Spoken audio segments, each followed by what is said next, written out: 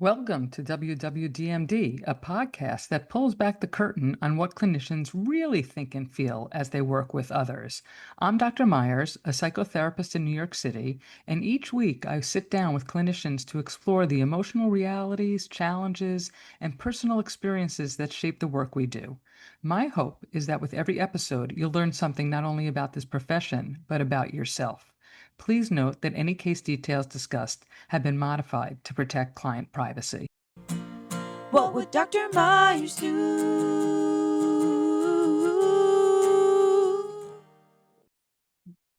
Hey everyone! Today's conversation is about grief, caregiving, aging, death, and the complicated emotional realities of loving someone through decline and loss. Now, as clinicians, we often sit with people during some of the most painful moments of their lives. We support families through illness, dementia, anticipatory grief, caregiver exhaustion, and unimaginable loss. But what happens when those experiences become deeply personal for us too? How does our own grief shape the way we understand others? How do we hold professional knowledge alongside heartbreak, fear, helplessness, and love? Well, today I'm joined by Laura Himmelstein. She's a licensed clinical social worker whose work has long involved supporting people through grief, caregiving, illness, and death. She works with children and adults, and these topics are also personal to her through her experience caring for her mother with dementia.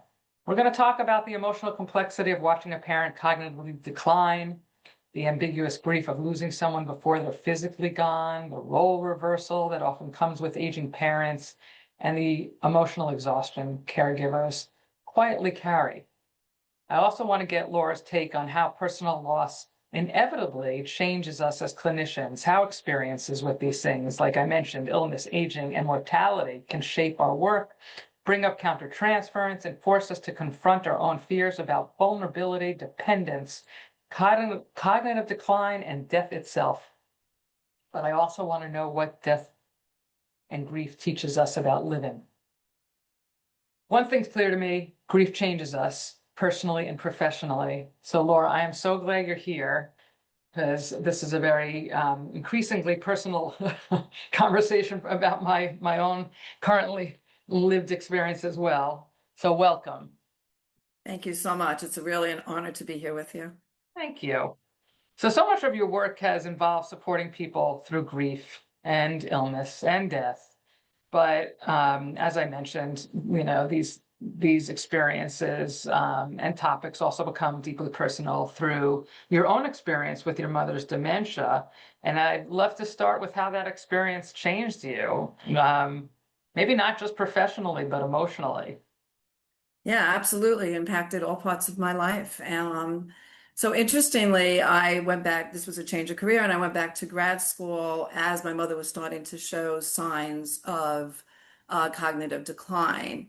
And so I kind of learned on the job a little bit, so to speak, and my personal impacted my professional, or informed my professional, I should say. And it was really quite the journey, right? You hear about this, you see other people go through it, but I don't think that you could really, I certainly couldn't really understand what that all meant until I experienced it. So it changed my whole life experience, as it does most people who are dealing with it.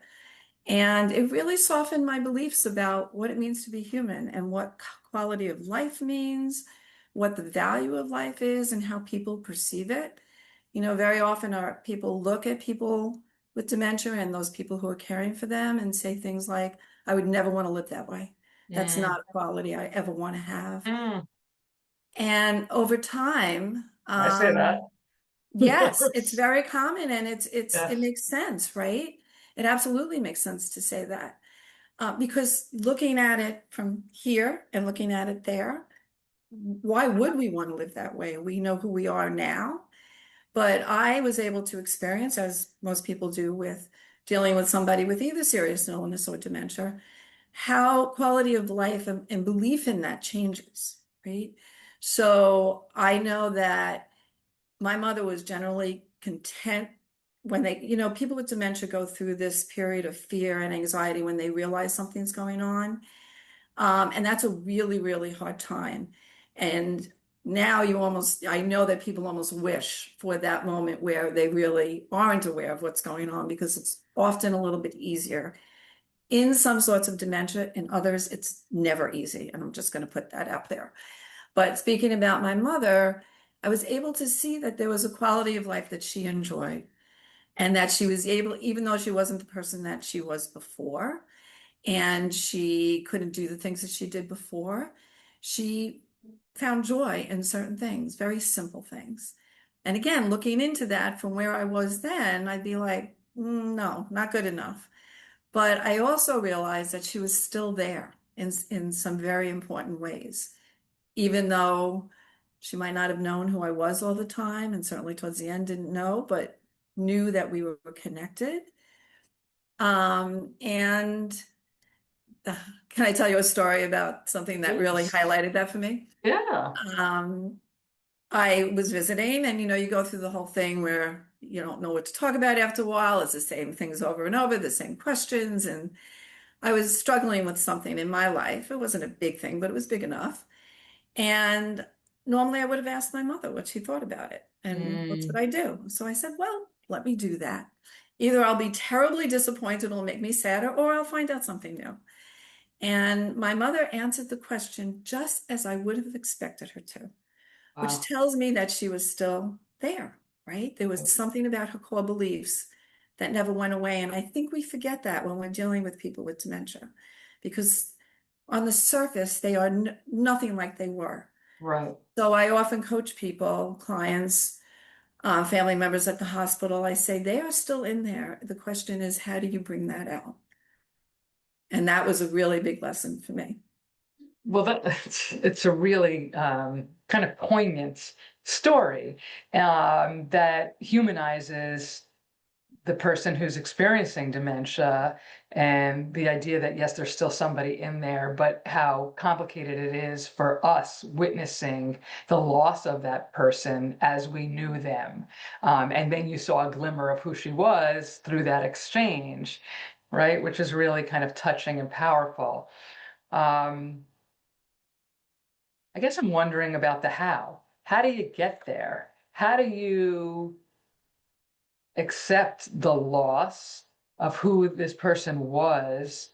And also, what I'm finding as my father is losing his cognitive ability in very subtle ways, but is behaving or it's triggering certain things for me because of the past relationship that we had, right? So, for instance, like when he doesn't remember, he says, I've been misled or I was misinformed, which I've never really heard of from somebody who has cognitive loss before, right? To be able to phrase it in that way. But it makes me feel like I'm the one to blame. I must have done something wrong, right? It's not your loss. And I understand intellectually it's a defense against the loss, and the fear and the anxiety and all of that, but it still has that impact. So how did you get there?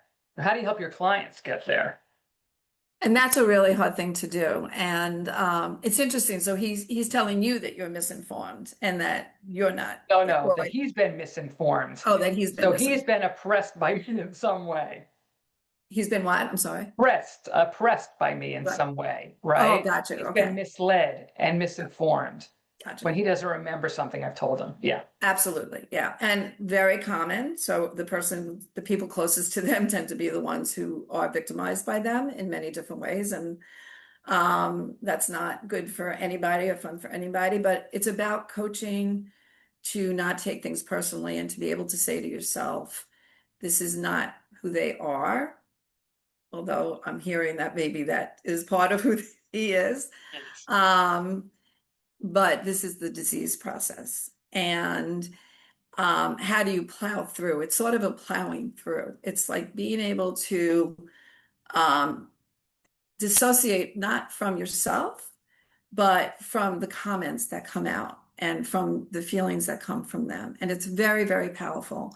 I also coach people, and for myself as well, sometimes you just need to put boundaries around that, right? And see if there's any other way that they can be helped where you're not always present, right? Because you have to take care of yourself also.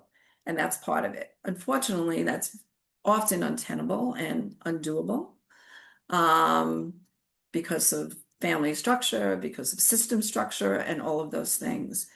But the biggest thing for me was to be able to say, when my mother would get mad at me, and when she was in that period of anger, and would strike out at me, and she never did that, and so that was really different. And just as shocking as it was, I have to say that's not who she is, and that's not who she was. But also, in many cases, that there's the relationship that was fraught over lifetimes, right? And so then how I've worked with people who care for people where they were estranged from their parent, and that was, or a partner, and then they come back and care for them. That's pretty extraordinary and pretty amazing. And what I've discovered is there's that sense of, I'm going to say this a lot throughout, probably the sense of meaning and purpose that they can get from them, or forgiveness. Mm-hmm. Not only forgiving the other person, but wanting to forgive themselves. Mm. So that makes me think about how dementia uniquely complicates grief, but I don't know if that's because there could have been a complicated relationship prior. I find that one of the most common questions that people ask when you lose somebody, for instance, is, "Oh, were you close?" Right? Mhm. As though that should determine the level of grief that you're allowed, right? Or you know what I mean? Yeah. But I don't know, when we talk about complicated grief, that's a whole other thing, right? But are you describing that relationship, whether it's a strained, or fraught, throughout one's lifetime, and then they become the caregiver, as contributing to complicated grief? Or is this idea of how dementia uniquely complicates grief separate? I think it's separate. And I think it's both, right? So there are people who might not have had those terribly fraught. Everybody has some fraught relationship with loved ones, right? But terribly fraught. And so for them, it's kind of this is what they do, right? They take care of their parent or their partner, or a sibling, or whatever it is. And separate and apart from that is when there is a strained relationship. So there's a poem that I often read. I do a number of support groups, and there's a poem that I like to read, and it's part of it's, I think the title is "Grief is Love with No Place to Go." And I read that because it's very moving and it's very beautiful. And there's also a disclaimer, because there's still intense grief when there wasn't intense love, or the love was complicated itself. And I think that's really important to remember, that you can still take care of somebody, you can still care for somebody, and still have had a bad relationship, a strained relationship, and you can still grieve very deeply, right? And people forget that. And so sometimes that grief is not honored by others, you know, disenfranchised grief. Um, the complication of dementia, on top of, let's put that strained relationship aside for a moment, grief is complicated because you start grieving before the person has actually died, Right. right? You're grieving the person you knew, you're grieving the memories, Mm-hmm. maybe the memories that you'll never hear or never find out about. You're grieving the legacy. Mm-hmm. And I think that you're grieving the future of them missing the joys and the sorrows. And then you're grieving the life that you thought you were going to lead, especially if you become the caregiver, Mm-hmm. because now life has changed for that caregiver dramatically. Mm-hmm. Yeah, a lot goes on. That was a good explanation. I'm thinking about uh, roles and role changes, not only for Yeah. the parent, but for the caregiver. I guess I want to talk a little bit about the caregiver's experience and the role reversal that happens with aging parents, observing and witnessing the cognitive decline, the exhaustion that takes place. What have you learned, seen, can inform us about those processes? So as I mentioned before, I don't think that people really understand what that exhaustion looks like unless they've gone through it in some way. And it doesn't have to be about dementia, it could be about many different things.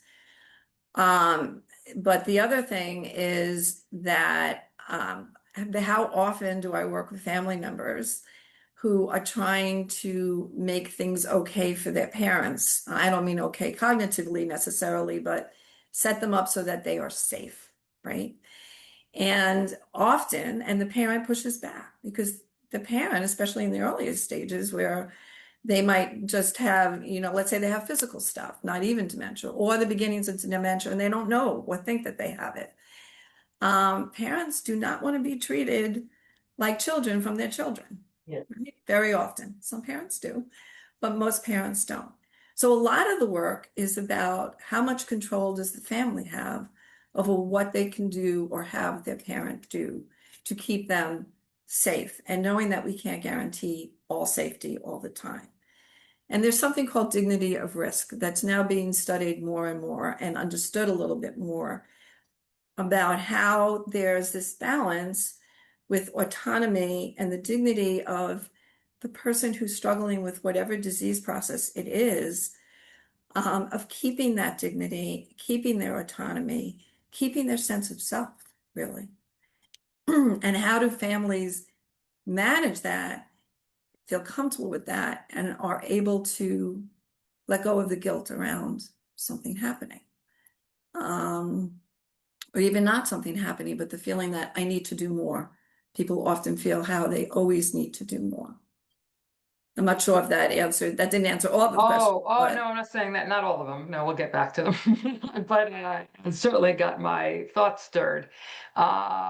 So, before my father is meeting with his cognitive decline, I had a mother who had a dementia, and there was stubbornness, and from him too, along every step of the way, that I could foresee what was needed to be changed in their home, right? Whether it was putting a ramp into, as you leave the garage, a bathroom downstairs, whatever it was, right? And there would be resistance. Not that it would necessarily affect them, right? To have a ramp, or you're not going to see it, or the bathroom downstairs, it's a luxury. Now you get to have another workable bathroom accessible, whatever it is. But from their lens, it was always fighting through that resistance, which was exhausting. So aside from caregiver exhaustion being physical, right, there's an emotional exhaustion. And I'm also thinking about what you said about change in regard to feeling like the child and the role reversal that happens and fighting against that, and where does, as you said, dignity come in versus just general resistance to change,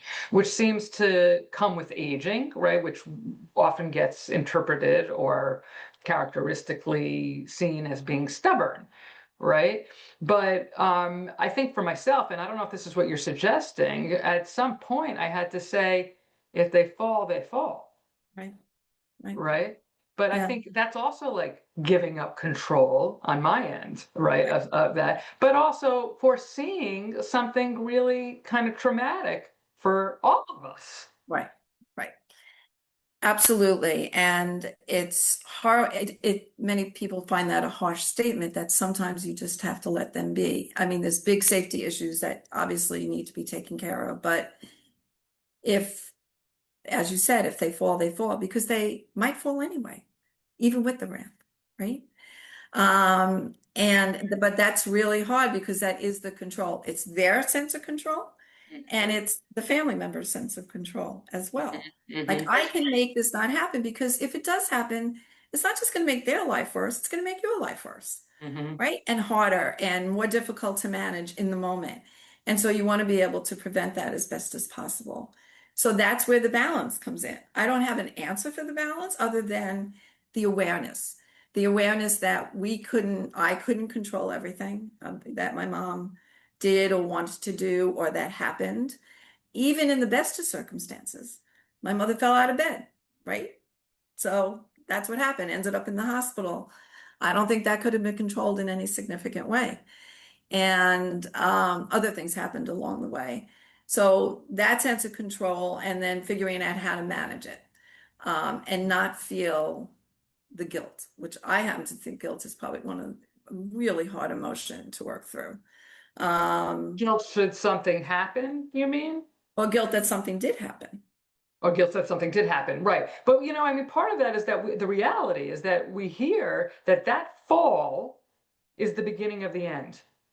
Mm, right? That once they fall and break their hip and then they get pneumonia or whatever, then, I mean, the decline is rapid. So there's some reality in that anxiety. absolutely.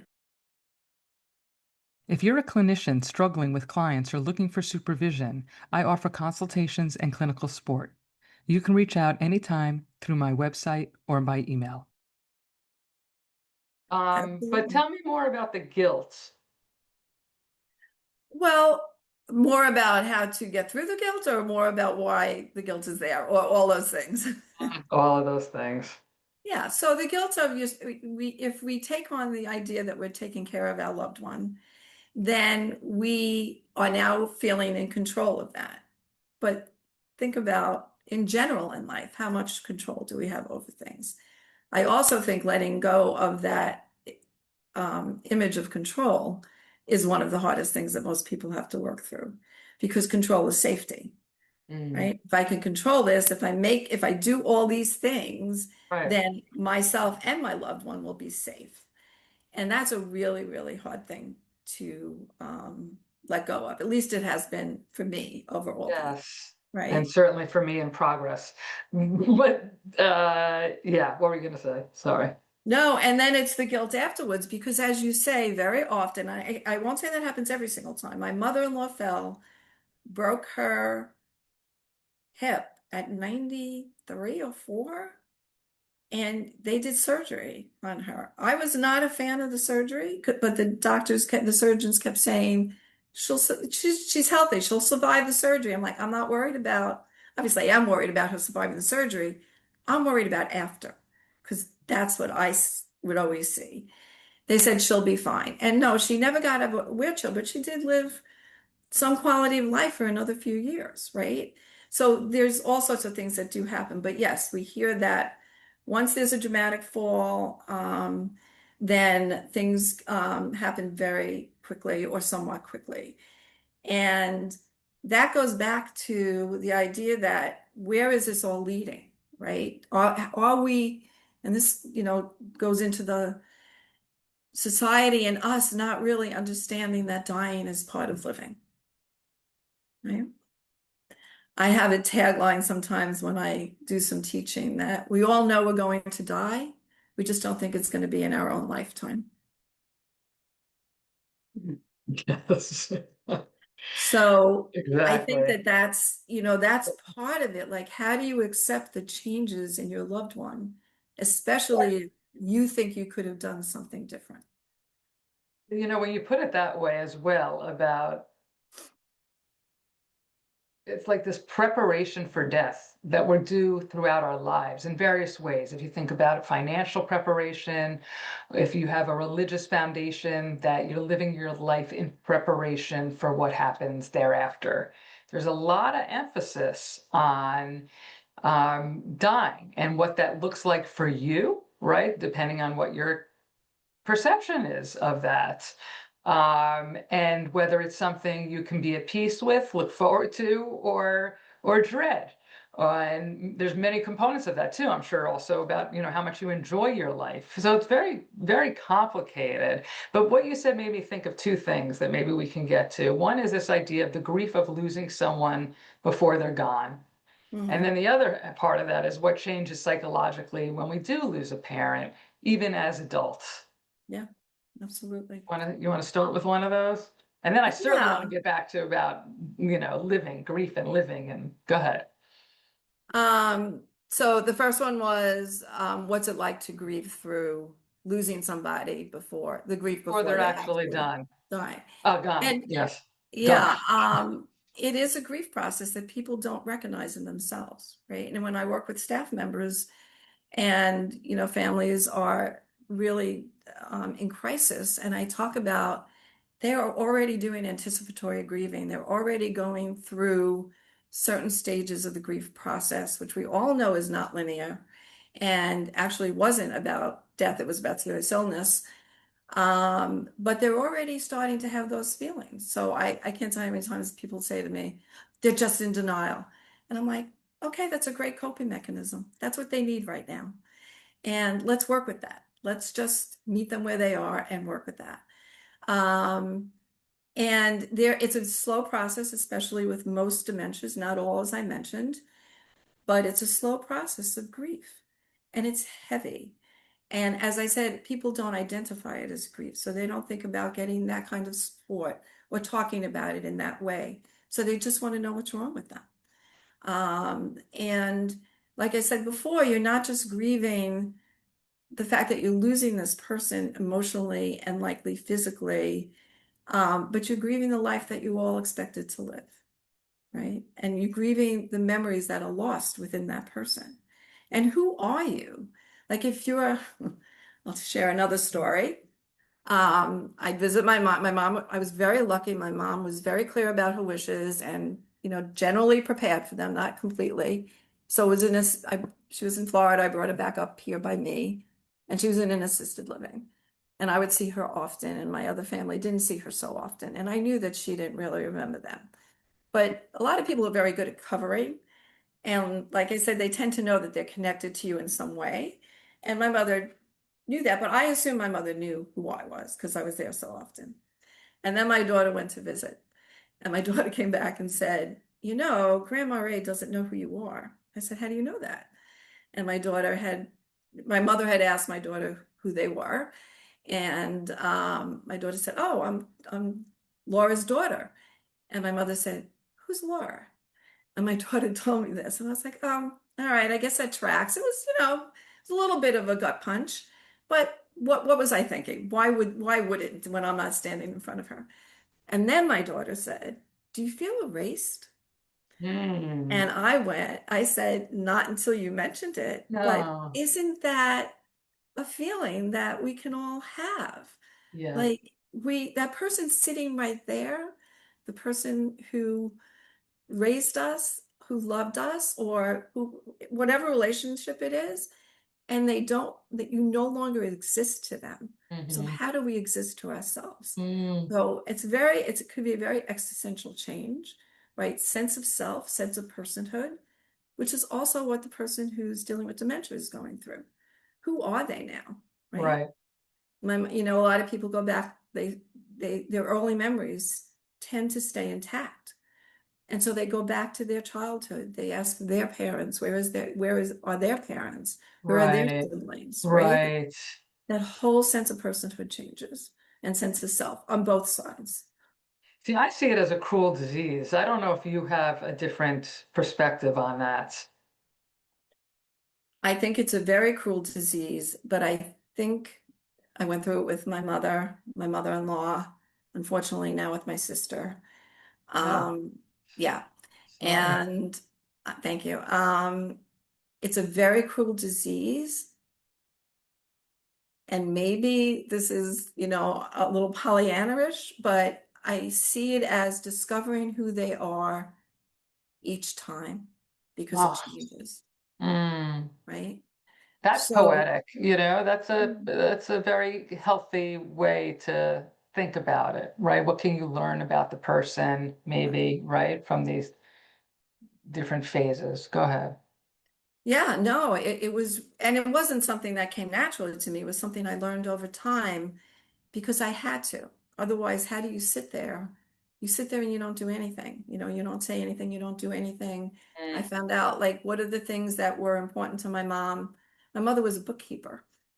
And so the word stuff wasn't like such a great game for her, but I would sit there and I would just write like columns of numbers and say, Mom, add these up.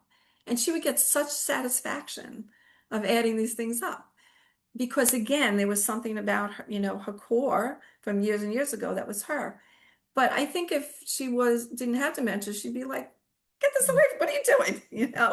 What are you doing? So I had to figure out who she was on that day, that week, that month, and how can I be present for her, and how can I be somebody that she can love in that moment.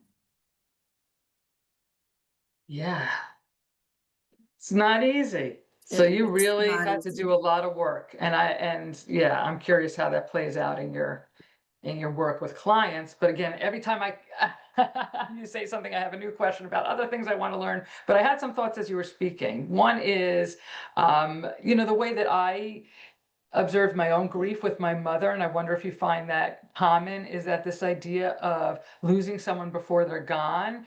In a way, I think I was processing that grief the whole way through, so that when she actually did pass, it wasn't as traumatic, right? It's like it just kind of happens. And I don't know if that's something that's common for folks, that this idea of grieving somebody before they're gone. It's very common, and it happens across the board, like I said, with many different processes of grieving them before they're gone. It's interesting because I had a similar experience, that it wasn't a surprise. My mother was 96 when she died. She was already on some sort of hospice. So it wasn't a surprise. And I think in many people and myself, the grief wasn't immediate. The grief, I hate to say this, happened more strongly later as time goes on. But having said that, in that moment, I think people have been preparing themselves. That's the anticipatory grieving process. You start to prepare yourself. What will life be like without this person? Clients will say, I can't imagine how I'm going to survive without my spouse. I can't imagine how I'm going to survive. My mother and I were like this.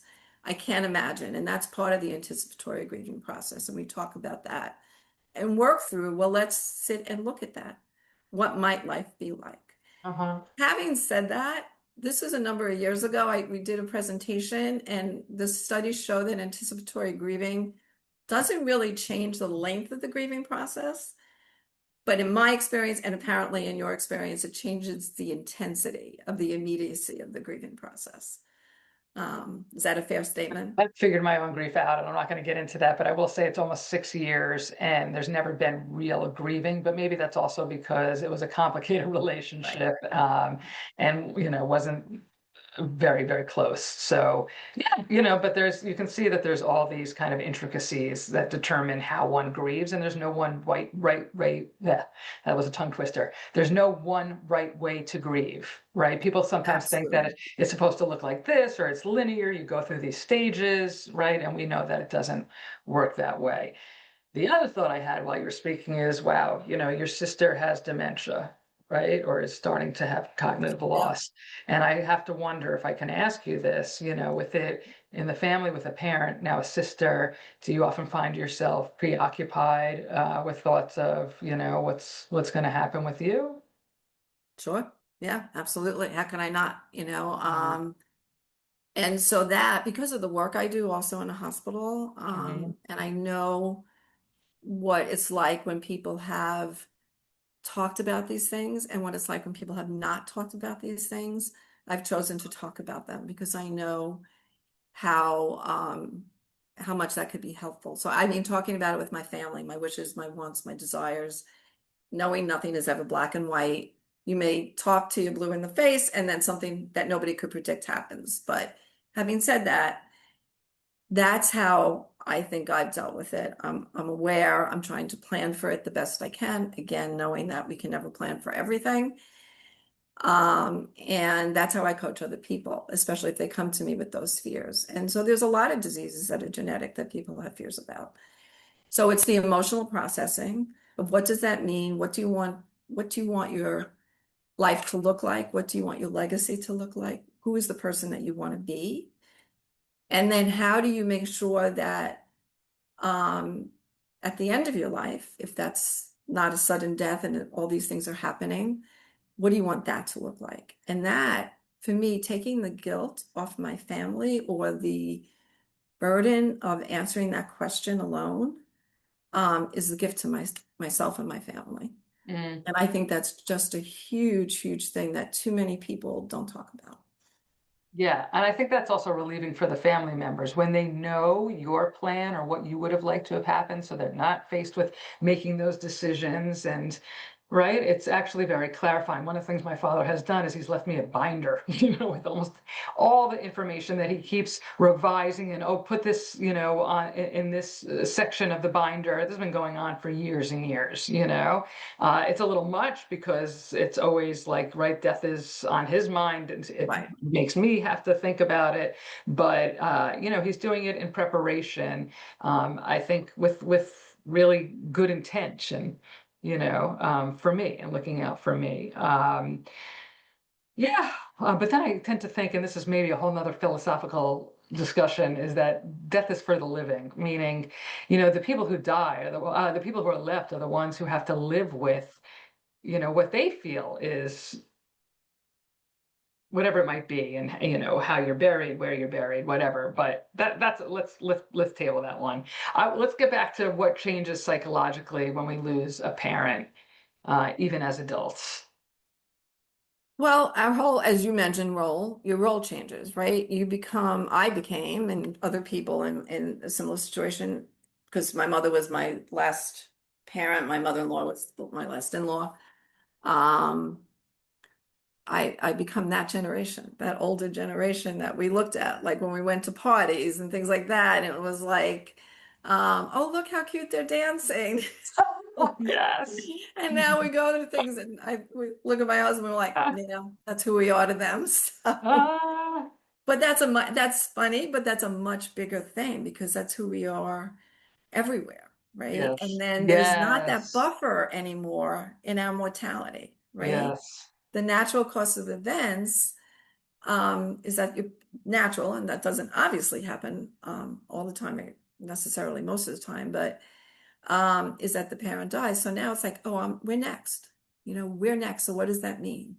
And also, Oof. who has that wisdom and knowledge? And what if we didn't get that wisdom and knowledge, enough of it, when they were alive, right? So I think it creates some more insecurity sometimes as you work through it.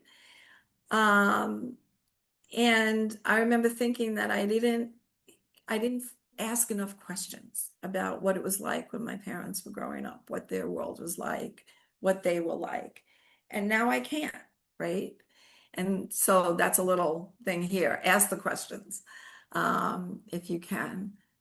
There's also the whole idea that we don't have, um, I'm losing my thoughts here. We might have to edit this. You're allowed. Um, the whole idea, like I said, that we're that generation now. We are the next ones, and the sense of mortality that comes down on us because of that. And how do people manage their mortality? Yeah.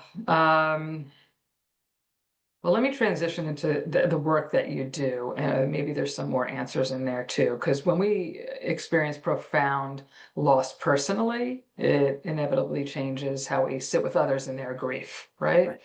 So, do you notice or know how your experience with your mother may have altered the way you work clinically?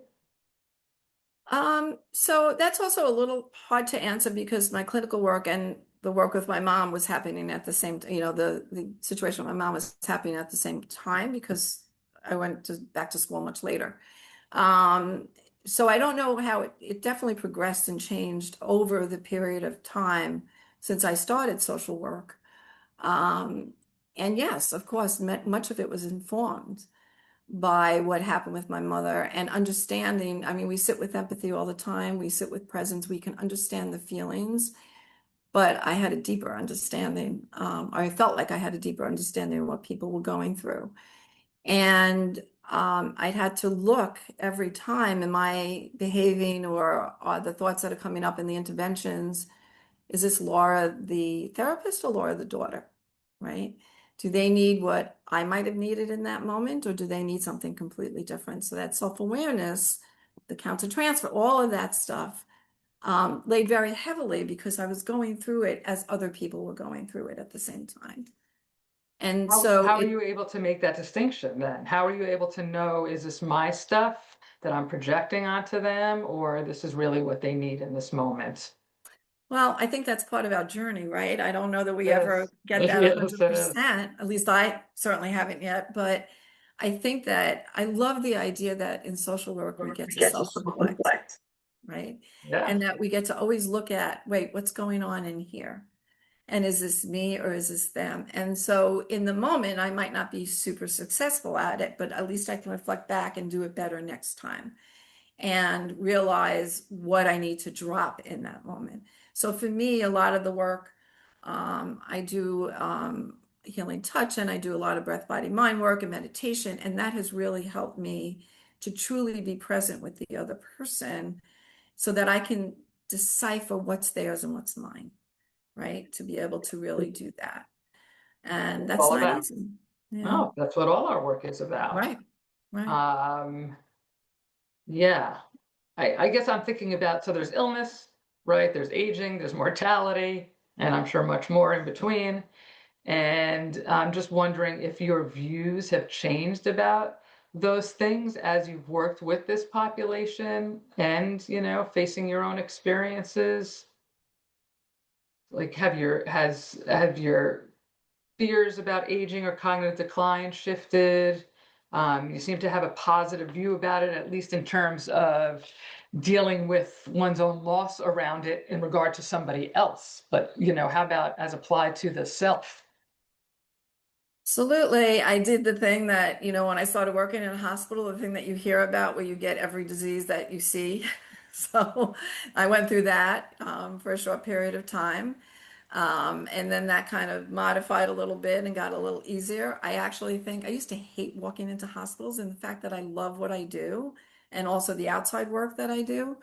Um, tells me that there's been some growth in that idea about death and dying and what that really means.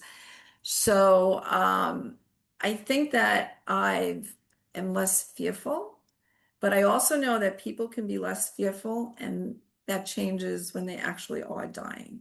And I recognize that, right? Like I can have a very philosophical view of life and death, but when it's actually happening, I have no idea how I'm going to be, but I'm willing to accept that. And I'm willing to accept that the people around me are going to care enough to take care of me in the ways that I ask them to take care of me. I met somebody kind of at the beginning of my career, and I used to talk about, because you said something before, how dying informs living, um, how we had to live each day as if it's our last, but that always sounded a little morbid to me, right? And a, a family member that I was working with said, I like to think of it, you have to live each day as if it's your first and your last. And I just thought that was brilliant, because if you live each day as if it's your first, then there's that awe, right? That sense of everything is new and different. And what can I get out of today? And if you live it only as it's your last, it's almost like it's a little could be a little capricious, right? It could be a little bit like, I'm just going to do everything because it might be my last day, right? And I just feel like, so I've adopted that. I'm trying to live it as if it's my first, which of course days are just days and stuff happens and I forget about that. And then recognizing that any day could be my last. And age plays into this. We used to have a phrase, my husband and I, that the youthful delusion of immortality, right? So you have that when you're young, you're in your 20s, starts to change in your 30s, fears and anxieties come in. It changes more when you have a family. And I don't have those illusions anymore of mortality. I recognize that it's finite. But I also recognize that if I don't live my day to the best that I can, even my worst days, then I've thrown something away. I don't know if that makes sense. And I talk about that a lot with clients. Like, how do you find your meaning and purpose while you're dying? And are you living while dying, or are you dying while living? And it's nuanced, but there's a difference. That was a lot to take in because it was really powerful stuff. I loved it. I think this is a great place to end because it's a special note of what I think we can all um, take away and apply to our lives, whether we are fully engaged or less engaged with life due to our physical state. But if, we're going to end on a question about what grief teaches us about living, you just hit it, right? This idea of living each day as if it's your first, or if your perception is still live each day as if it's your last, whatever meaning that has to you. I interpret that as seize the day. smell the roses kind of thing. Be grateful for your lived experience, whatever that may be. But also, you're saying embrace the hard days, because there's something in there that is growth producing as well, that teaches us about life, that shows how resilient we are, and all these other positive things as well. But this idea of find meaning and purpose while dying, but also in order to do that, I think you have to find meaning and purpose while you're living. And wow, what a great lesson, and what a great thing to leave our listeners with, and just let that marinate for a while, and think about how that's going to impact your perspective on what's to come, but also like what is right now, and be in the moment, and I guess take every day as as cliche as this may sound, as a gift. Yeah. Yeah. A gift or an opportunity. You said that so beautifully. You summed that up so beautifully. Oh, So thank thank you for you. that. Oh, I thank am you. going to definitely have to remember that. That very Well, beautiful. you gave me certainly something to really kind of reframe and shift my own thinking on, and I assume our listeners too. Laura Himmelstein, thank you so much. This was a great discussion. I'm so glad you were here. Me too. Thank you. It's been a pleasure. Thanks for listening. If this episode resonated with you, please leave a rating, review, or share it with someone who might need it. Be sure to subscribe so you don't miss the next conversation. If there's a topic or question you'd like covered on the show, email me at drmeyerspod@gmail.com. I've got some problems, yeah, I've got some questions. I need some help, point me in any direction. Clinical guidance is what I need to help me become who I'm meant to be. I've been searching for a teacher, another point of view. And I've been asking myself, what would Dr. Meyers do?